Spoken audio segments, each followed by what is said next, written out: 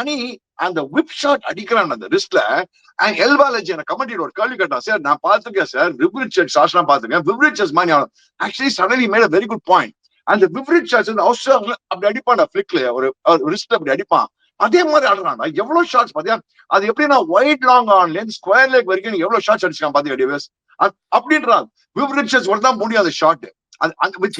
நீங்க அவரோட ஷார்ட்ஸ் எல்லாருக்கும் தெரியும் Cheeka. The other effect of Virat Kohli நீங்க மறந்துடுறீங்க சீக்கா. when he is there லச்சிகா, அவனை சுத்தி வந்து அடிக்கிறதுக்கு பிளேயர்ஸ் ரெடியா இருக்காங்க. ஃபர்ஸ்ட் வந்து தேவ்தத் படிக்கல் போறான், அதுக்கப்புறம் ஏன்னா ஒரு இன்னேட் கான்பிடன்ஸ், இவன் இருக்கான்டா, இவன் 16 ஓவர் ஆடிடுவான்டா, ஒரு பக்கம் நம்மளுக்கு wicket விழாதுடா. the rare time he fails, okay fine, அது வந்து நடக்கும் அப்பப்போ. But when there is so much confidence, guys like Venkatesh Iyer பாருங்க, இன்னைக்கு ஒரு ப்ரமோஷன் சீன்லே இல்ல, ஃபார்ம்லே இல்ல, இன்னைக்கு வந்து அவன் போந்துட்டான், அவன் சரியான நாக்கு 73 of 40. டிம் டேவிட் லாஸ்ட்ல வந்து கொஞ்சம் ஒரு கான்ட்ரிபியூஷன்.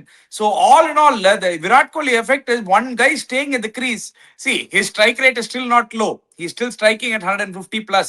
So அந்த மாதிரி இருக்கும்போதுல it's such a boost for your entire team. 100%. What you're saying is very right. அண்ணே அது விராட் வந்து கவலை கிடையாதுடா, எங்களுக்கு கவலை கிடையாது. அது பேங்க் டெபாசிட் மாதிரி இது வரைக்கும் ஷுவர் கேரண்டிட் இருக்காங்க. அதனால அவங்க எல்லாம் everybody is playing around Virat Kohli, which is what the team's management philosophy is.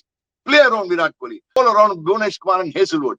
And the philosophy is superb build up. In all fairness, hats off to Dinesh Karthik and team management and the coach Andy Flower and everybody, because they've done a brilliant job of how to form the side and how to plan. And they have done a brilliant job in that. And இனி வெங்கடேஷ் ஐயர் போட்டு பொழந்துதான், அது யஜுவேந்தர் சேவல போல ஒரு அடி அடிச்சான் பாரு அவன் வெங்கடேஷ் ஐயர். அதுக்கப்புறம் எல்லா போல அடிக்க ஆரம்பிச்சிட்டான்.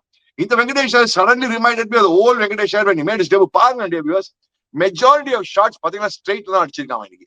Majority of all the shots straight அடிச்சிருக்கான். That goes to show take down பண்ணான் Cheeka. he did his role correctly. கரெக்ட்டா ஹர்ப்ரீத் பிராரும் ஒரு 2 6 அடிச்சான் அவனோட லாஸ்ட் ஓவர்ல. செஹல் ஒரு 2 6, அந்த 4 6 அங்கேயே அடிச்சிட்டான். லாஸ்ட்ல வந்து கொஞ்சம் மொமெண்டம் லூஸ் பண்ணா ஆக்சுவலி லாஸ்ட் 2 ஓவர்ஸ்ல. டிம் டேவிடுக்கும் கொஞ்சம் ஸ்ட்ரைக் வராம இருந்தது. But he played fantastic. ஆர்சிபிக்கு என்னனால they are playing championship cricket. and நீங்க சொன்ன மாதிரி ஜிதேஷ் சர்மா வந்து ஆக்சுவலி அவர் இன்டர்வியூல சொன்னது ரைட்டு தான். எங்களுக்கு வந்து ஆனா the main two weapons is still Hazelwood and Bhuvi சீக்கா உங்களுக்கு. and today ராசிக் தார் சலாம் கலக்கி இருக்கான், வேற சூப்பரா bowling போட்டிருக்கான்.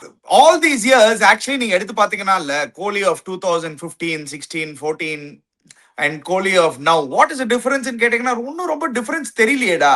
ஒரே difference ஆர்சிபிக்குனா they found a bowling unit which can win the matches.